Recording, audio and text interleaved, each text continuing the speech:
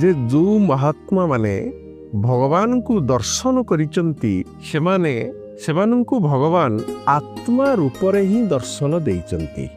ଏହି ମର୍ମରେ ଗୀତାରେ ଭଗବାନ କୃଷ୍ଣ କହିଛନ୍ତି ଏ ସୃଷ୍ଟିର ପ୍ରତ୍ୟେକ ସ୍ଥିତିରେ ମୁଁ ଯେଉଁଠି ବିଶେଷତା ଦେଖେ ସେଠି ମୁଁ ପ୍ରକଟ ହେଇଯାଏ। ତାର ଅର୍ଥଟି ହେଉଛି ଭଗବାନ କୌଣସି ସୀମିତ ରୂପରେ ସ୍ଥିତ ନୁହନ୍ତି। ଗୋଟେ ନିର୍ଦ୍ଦିଷ୍ଟ ରୂପରେ ଆମେ ଭଗବାନଙ୍କୁ ସେ ସ୍ଥିତ ନୁହଁ। ଇଏ ହେଉଛନ୍ତି ଭଗବାନ, ତାଙ୍କର ରୂପ ହେଉଛି ଏଇଆ, ସେଇଥିପାଇଁ କି ନୁହନ୍ତି।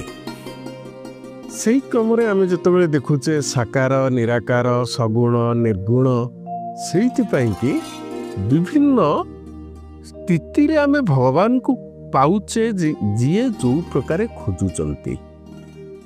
ଯେଉଁ ସାଧୁ ହୁଅନ୍ତୁ, ସନ୍ଥ ହୁଅନ୍ତୁ, ସନ୍ନ୍ୟାସୀ ହୁଅନ୍ତୁ,